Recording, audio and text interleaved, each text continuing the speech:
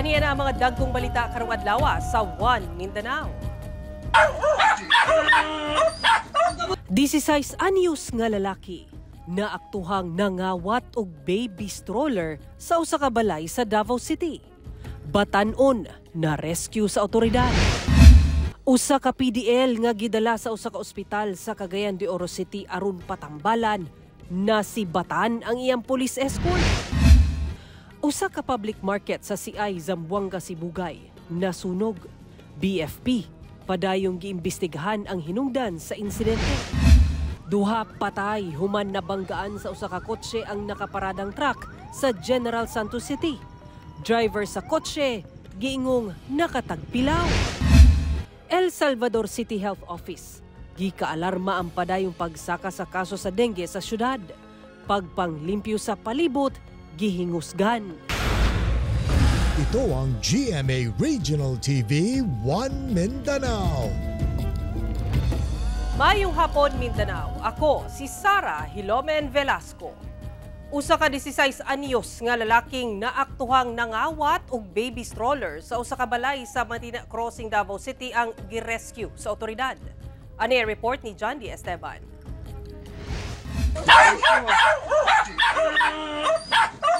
Gitabangan og sikop sa mga pulis ug mga barangay tanod ning lalaki kinsa gireklamo nga nangawat. Nagbagahi ang lalaki.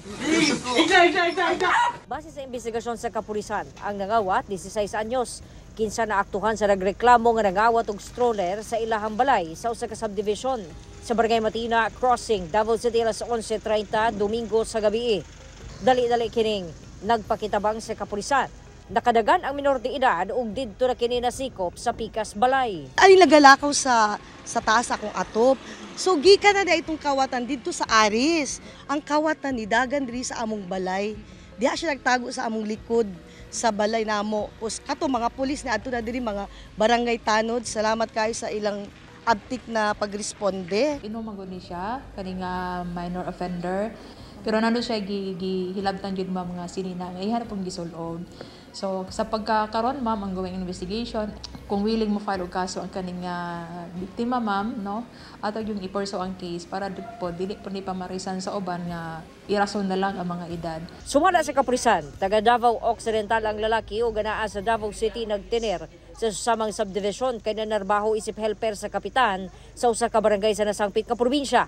Sumala sa kapulisan ang stroller nga gikawat alang matud pa sa iyang anak. Hinuon sumala sa nagreklamo dili na kini mo pasaka og kaso batok sa dinakpan. Ang mga residente sa subdivision na nawagan nga unta mas mapahugtan ang seguridad sa lugar. Mga kapulisan sa mga barangay tano dapat every day magkuanta roving yun tibuok Davao. Kay murag daghan na pud ang kawat karon diri. So alang siguro ni ma'am pag-remind sa mga station commanders to coordinate with the barangay kapitan, barangay officials with regards aning ingunaning incident na kawat-kawat in involved pagidusay sa mga minors. So ato anang pahugtan ma'am no. Sa karon ana sa kustodiya sa Talumo Police Station ang minor de edad ug i-turn over sa Davao City Social Welfare and Development Office. Kauban si Bebot Kahes sa kamera, John D. Esteban, One Mindanao. Ato ng sayron ang dugang pang mga balita sa Mindanao. Makauban nato si Efren Mamak live sa General Santos City. Efren. Salamat, Sara. Usa ka lalaking person deprived of liberty ang nakaikyas gikan sa iyang police escort samtang nagpatambal sa JR Borja General Hospital sa Cagayan de Oro City ang nadakpan pagbalik sa gipaygayong hot pursuit operation sa kapulisan. Ani ang report ni Cyril Chavez. Adlawng Lunes, nakurat ang mga tawo dool sa JR Borja General Hospital sa Barangay Carmen sa Cagayan de Oro City. Human nga adunay usa ka lalaki ang paspas nga midagan palayo sa mong ospital. Mato di Julie nga usa sa mga nakakita, natingala kuno sila sa mong lalaki nga midagan nga walay suot nga tsinelas. Ingon lang ko sa kung nauna nga, nganong nagdagan siya. Unsa nga purpose nga nagdagan siya. Doray akong paingnan, nagdagan siya ka emergency. O nagdagan siya nga, nagtakas siya. Umura na ako na. Among lalaki, ang person deprived of liberty nga gidala sa ospital para sa iyang medical certificate para makumit ngadto sa Cagayan de Oro City Jail. Sa pag-iskapo sa mong PDL, gilayon naglusad ang Kokpo og hot pursuit operation. So nalingatan sa atong personahe. So ang maong PDL na kuha rapod og balik no, nakita rapod og balik og gidala na siya dito sa City Jail sa Lubya. Dugang sa Kokpo, gidakop among PDL human nga misulod sa kampo sa City Mobile Force Company ilawom sa Kokpo sa Barangay Carmen. Kining maong PDL nag-atubang sa kaso nga serious resistant to an agent of person in authority or direct assault. Gawas sa mong kaso, misukol sab kini sa mga pulis sulod sa kampo nga gituhuan sab nga adunay problema sa pangisip, rason nga gidala sa ospital. Kauban si Jaybert Pairat, Cyril Chavez. 1 Mindanao. Taas nga kaso sa dengue ang natala sa El Salvador City sa Misamis Oriental sa unang 2 ka bulan pa lang. Karong 2025, samtang Misamis City LGU ang naalarma sab ang nagkadagang kaso sa dengue kung asa 5 na ang namatay. Ang detalye sa report ni James Paulo Yap. Sa unang 2 ka bulan pa lang karong 2025, nakatala na ang El Salvador City Health Office og 39 ka mga kaso sa dengue. Sumala pa nga mas taas kini kung itandi sa 21 ka mga kaso sa susamang period sa 2024. Matod ni Marian Cabanero, ang dengue coordinator sa El Salvador City Health Office, nga ang barangay Mulugan ang adunay pinakadaghang kaso sa dengue. We conducted larval surveillance mo in every barangay na agid mi ana. Nakita na mong daghan ang mga ganing mga stock nga mga tubig, sir. So daghan and wala na nga takluban na siya. So ang lamok manggod kay ganahan na sila sa mga limpyo. Dito na sila mangitlog sa mga limpyo nga tubig. Dugang sa CHO nga sagad sa mga nataptan sa sakit nga dengue, mga bata nga nag-edad 5 hangtod 12 anyos. Sa ilang surveillance, nasuta kuno nga aduna nay clustering of cases sa dengue sa barangay Mulugan. Busa nagrekomendar na sila og fogging sa maong barangay. Hinoon, wala pa kuno sila nagdeklara og dengue outbreak. Mas humot ang mga bata sa mga lamok. Unang dali ragid kay sila and then lihok-lihok ayo ang mga kabatan-unan. Mao na ang gusto sa lamok. And usually ang mga bata naa sila sa gawas sa balay like 4 PM and that time mao na siya ang time nga gagawas ang mga bata. And mao po na nga time nga gipanggutom ang mga lamok. Tungod niini, mas gipakusgan sa syudad ang kampanya Batok Dengue. Pinaagi sa pagrekorida aron pahimangnuan ang mga residente sa alas 4 kontra mosquito o ang 4 o'clock habit. Hasta mga barangay dengue council ang gimanduan na nga magpahigayon og clean up drive sa ilang mga barangay matag alas 4 sa hapon aron mapugnan ang pagsaka sa mga kaso sa dengue sa ilang syudad. Sa Misamis City, gikabalakan sab sa LGU ang panayong pagsaka sa kaso sa dengue sa ilang syudad. Sukad Enero hangtod Pebrero 21, 2025, nakatala na ang syudad og 148 ka mga kaso sa dengue kung asa 5 na ang namatay. Mas taas kung ikumpara sa 7 ka mga namatay sa tibuok tuig sa 2024. Busa nanawagan sila karon og kooperasyon sa katawhan aron matabangan nga mapugnan ang pagsaka sa mga kaso sa dengue sa ilang lugar. Kauban si Makoy Sempron, James Paulo Yap. 1 Mindanao. Iauhag sa Department of Health Region 11 ang publiko nga batasanon ang pagpanglimpyo ug pagpukan sa mga itluganan sa mga lamok gumikan nagdala kini og mga sakit sama sa dengue. Ani report ni John D. Esteban. Gamit ang piper, nakasuyo ug mga pito-pito ang mga personahe sa Davao City Health Office gikan sa mga nagpundong tubig sa pipila ka balay sa Purok Sandawa, Spring Valley, Barangay Buhangin proper sa Davao City. Ato sa paglusad sa nationwide campaign nga alas 4 kontra mosquito. Mismong si Department of Health 11 Regional Director Dr. Abdullah Dumama Jr. kuyog si Kapitan Omar Duterte sa paglantaw sa mga napunduhan og tubig nga pwedeng itlugan sa lamok. Napakalinis tong kapaligiran but you can see it still exists. Kapag napabayaan natin yung dish drainer, napabayaan natin yung kanina doon sa balding maliit. Yung isa naman nasa maliit lang na parang tabo na nakatihaya lang doon. So kung pwede po mga kababayan, but it's about time na maging aware po tayo na ito ay pamamahayan talaga ng mga lamok. Ang Barangay Buhangin proper ang usa sa mga barangay nga dunay pinakadaghang kaso sa dengue sa syudad. Apan ang Barangay Sab ang dunay pinakadako nga giubos sa ihap. Kaniadto nanguna kini, apan karon anaa na lang sa ikaunom nga dunay labing daghang kaso sa dengue sa syudad.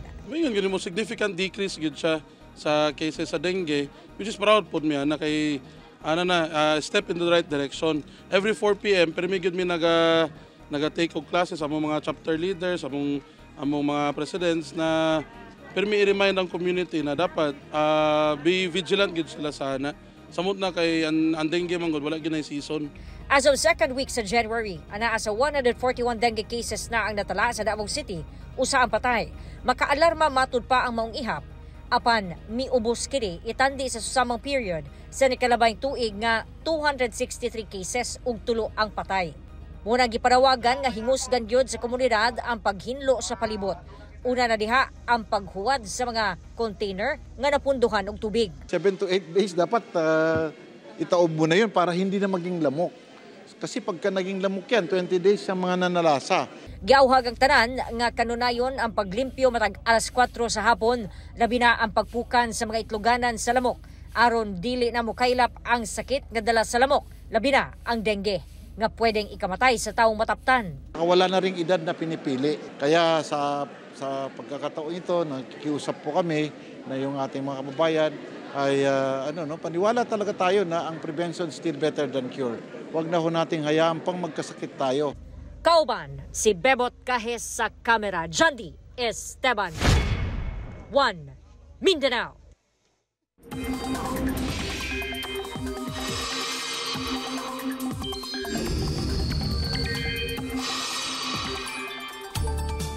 Daghang lugar gihapon sa nasod ang posibleng ulanon. Sa Mindanao, epekto kini sa easterlies.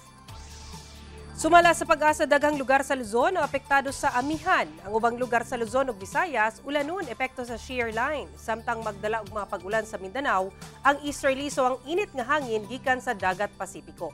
Base sa datos sa Metro Weather, ulanon ang mga lugar sa Sulu Archipelago, Caraga, Davao Region ug Soxargen. Posible gihapon mga kusog nga pag-ulan, busa magpabiling alerto sa pagbaha o landslide. Gumikan sa mga nasinating pag-ulan nga naghatod og pagbaha, gihiklin sa Davao de Oro LGU ang mga residente sa pipila ka lugar sa probinsya.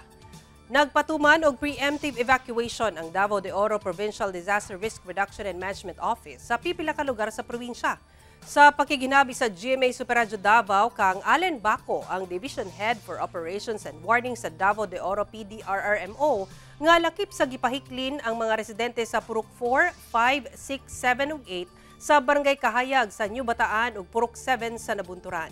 Gidugang ni Baco nga nakasinati og pagbaha ang maong mga lugar tungod sa walay undang nga pag-ulan.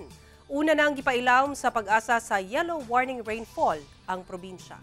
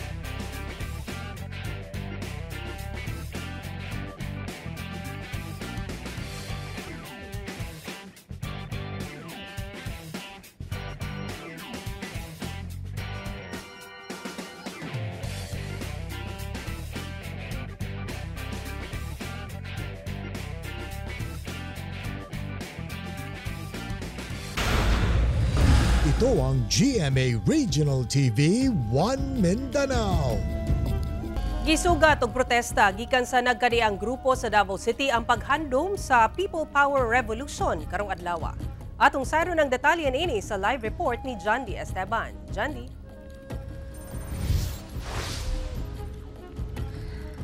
Sara, nagtapok ang mga progresibong pundok sa Freedom Park sa Rojas Avenue, Davao City aron handumon ang 39th anniversary sa EDSA People Power Revolution. Ang EDSA People Power Revolution ang nagpalagpot sa diktadoryang rehimen ni anhi Presidente Ferdinand Marcos Sr., amahan ni President Ferdinand Bongbong Marcos Jr. niadtong 1986. Alang sa mga progresibong pundok, agay matud pa nga handumon ang makasaysayanong panghitabo, labi pa nga sumala nila wa pay nakabuot nga kausaban tungod nagpabilin pa daw ang political dynasty, korupsyon ug paglapas sa tawhanong katungod. Ato sa ilahang rally, ilaha usab gipalanog ang wa pag-uyon sa mga polisiya ni President Marcos Jr. Parawagan sab nila nga manubag si Vice President Sara Duterte taliwala sa giatubang niini nga impeachment complaint. Apandaan ang midepensa ang kampo sa Vice Presidente nga walay basihan ang mao mga reklamo. Sa karon Sara, malinawon ang gipaygayon nga rally diha sa Freedom Park sa Rojas Avenue, Davao City nga gitabungan sa 60 ka mga rallyista. Sara. Daghang salamat, John D. Esteban. Kapin 60 ka mga tindahan sa public market sa CI Zamboanga, Sibugay ang naugdaw. Kapin 18 million pesos nga danyos natala sa maong sunog sumala sa kabumbiruhan.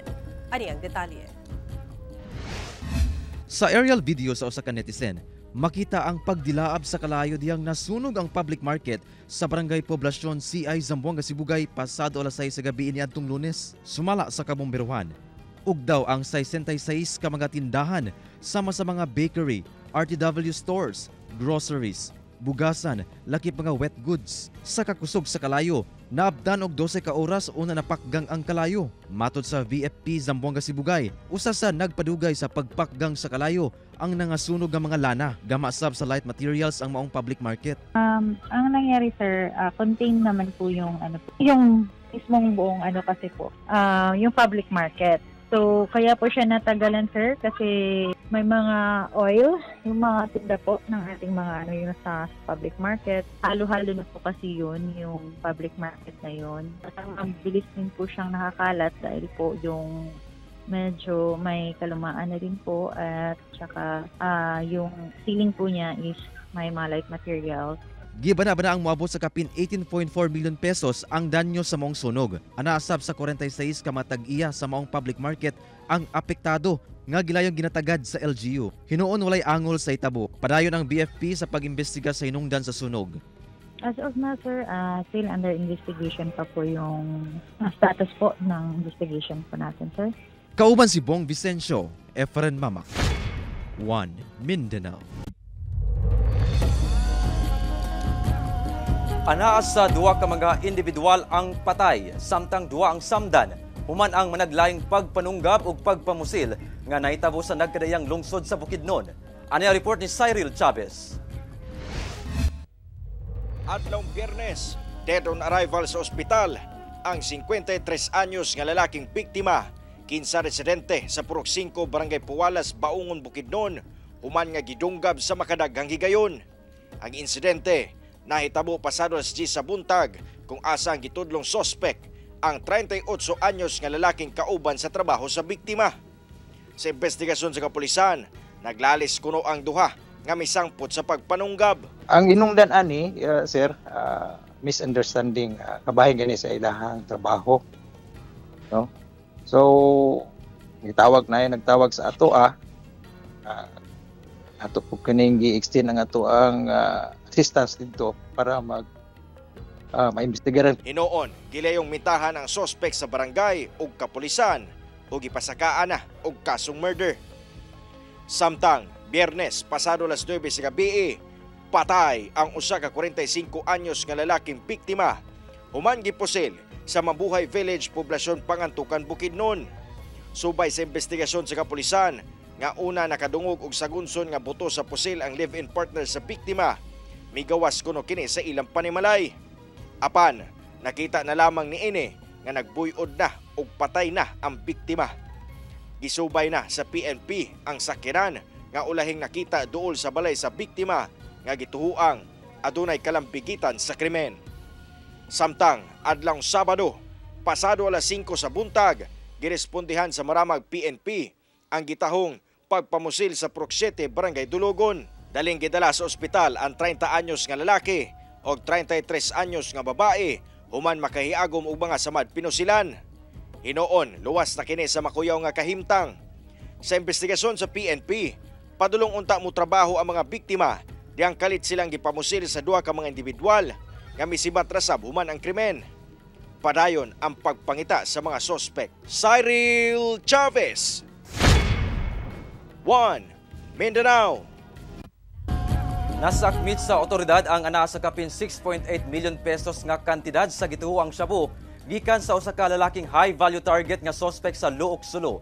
Samtang kapin 10 million pesos nga mga tanom nga marijuana sa mga probinsya sab ang gipangsunog sa otoridad. Aniyang report. Dakpan sa otoridad ang 32 anyos nga lalaki nga si alias Dens human makuhaan og 1 ka kilo sa gituhuang shabu atol sa gipaygayong joint buy-bust operation sa PIDEA Sulu ug kapulisan sa barangay Tando Bato sa Luok Sulu pasado alas 4 Domingo sa hapon. Ang maong illegal nga droga mo kantidad sa sobra 6.8 million pesos. Doon na pa'y laing lalaki nga kaubanan ang maong high value target nga nadakpan apan nakasibat. Padayon matud pa ang ilang hot pursuit operation ni ini karon. Posibleng mag-atubang og kasong may kalapasan sa RA 9165 kon Comprehensive Dangerous Drugs Act ang maong suspect kinsa wala pa miluwat og pahayag. Samtang 11,950 ka fully grown nga mga tanom nga marijuana nga gitanom sa 1,950 square meters nga luna ang gipang-ibot og gipangsunog sa mga personahe sa PIDEA BARM, PNP, Lucky Philippine Army sa barangay Pitogo, Kalingalan, Kaluwang, Sulu ni adtong Biyernes. Kinihuman dunay residente sa komunidad nga nagsumbong sa otoridad. Matod sa PIDEA BARM, mukantidad sa kapin 10.2 million pesos ang maong marijuana plants nga gitanom matud pa sa usa ka suspect nga si alias Madi. Apan wala na kini makit-an sa pagkakaron. Kung madakpan, posibleng mag-atubang kini og kasong may kalapasan sa RA 9165 kon Comprehensive Dangerous Drugs Act. Kauban si Bong Vicencio, Efren Mamak, 1 Mindanao.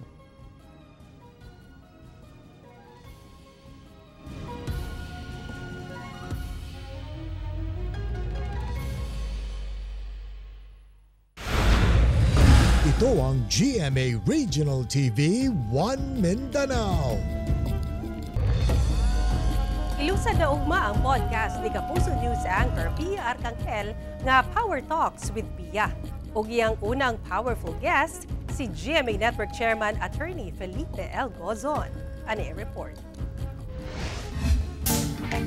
Sa iyang podcast nga surprise guest with Pia Arcangel, makahinabi ni Pia ang mga dagkong ngalan sa natad sa sports, showbiz ug uban pa.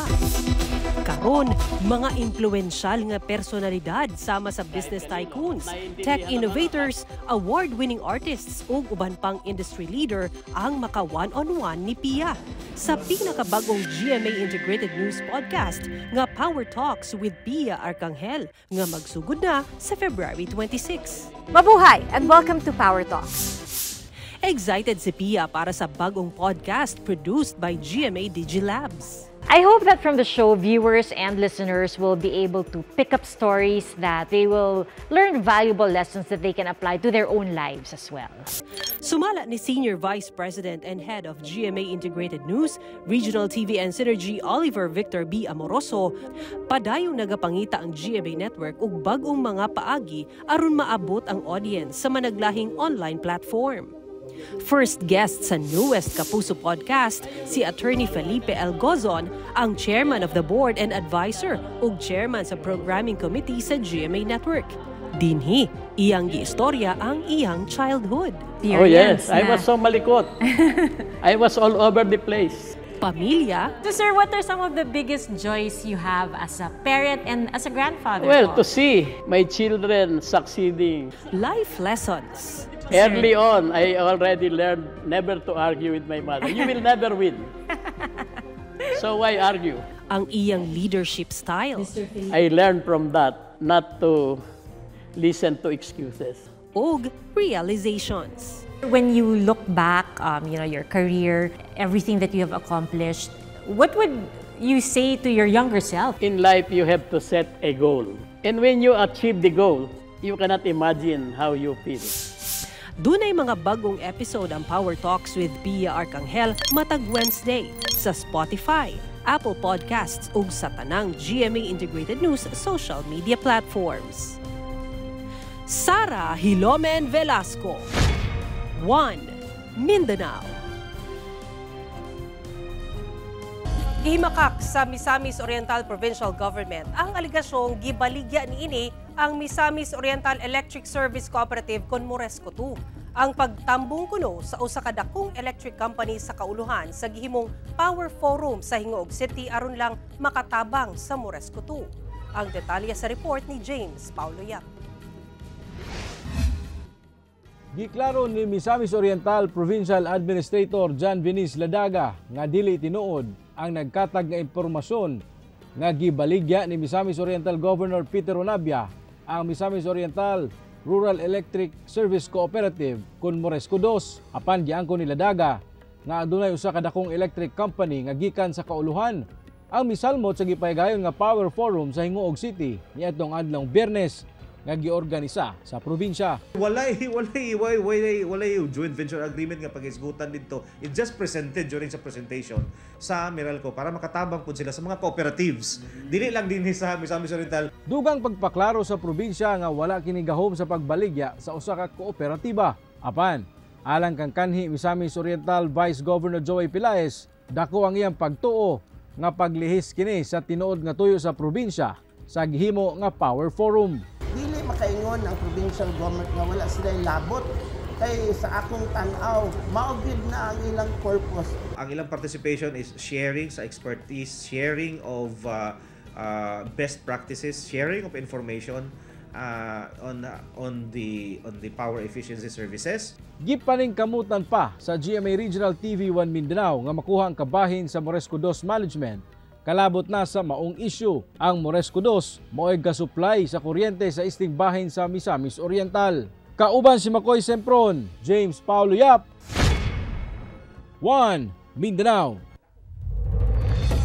Usa ka truck nga dunay kargang molasses ang nahaybol sa Barangay Diklum sa Manolo Fortich, Bukidnon. Sa maong insidente, 3 ka motorsiklo ang nadamay. Ato ibalik si James Paulo Yap. Temporaryong nahunong ang dagan sa trapiko niining tulay sa Barangay Diclo, Manolo Fortich, Bukidnon tungod nagpasad sa dalan ang molasses nga karga sa usa ka truck nga nahaybol duol sa tulay pasado alas 9 sa buntag adlong Domingo. Sumala sa investigasyon sa Manolo Fortich Police, daan ang kulgot ang dagan sa trapiko sa lugar tungod sab sa bangga tali sa usa ka bus ug sakyanan tunga mismo sa maong tulay. Apan nakurat na lamang sila dihang usa ka truck nga gikan sa ibabaw nga bahin ang naghaguros padulong sa ilang direksyon, dayon pagka-highball. Naharos pasab niini ang 3 ka mga motor sa traffic investigators. Wala damha nga naay isa ka sakyanan nga nagkargag molasses nga nawad-an og brake. Moto'y hinungdan nga nabanggaan ang ilahang motor sa mga traffic enforcer. Sa kakusog sa impact, natumbang maong truck ug giokupan niini ang usa ka linya sa dalan. Hinungdan nga mas mibugat pa ang dagan sa trapiko sa lugar. Luwas ra kuno ang driver sa truck apan ang kaangkon og samad sa iyang lawas. Nakasinabot rasab ang mga partido nga nalambigit sa maong disgrasya. Napadapli na sab ang maong truck. Pipila ka oras human ang disgrasya. Makaingon kita accident prone gid area kay ang sitwasyon mo gud niya karon tulins lang kay kamo na pa maghimo ang katong tulay gid niya nga mahimo din siya nga 4 lanes. Ako si James Paulo Yap, One Mindanao. Mao kato ang mga ulahing balita sa Mindanao karong adlaw. Mamahimo ninyo kini makita pag-usab pinaagi sa pagbisita sa official website sa GMA Regional TV o bisitahan ang among official YouTube channel ug i-click ang subscribe button para sa pinakaulahing balita. Daghang salamat sa atong mga kapuso sa Mindanao nga nagalantaw kanamo sa atong mga kapuso abroad. Padayon lang sa pagtutok sa mga lokal nga balita matag adlaw tungod sa GMA Regional TV. Local News Matters. Kami ang GMA Regional TV 1 Mindanao, tibok persa para sa mas dakong misyon ug mas halapad nga pagserbisyo sa nasod.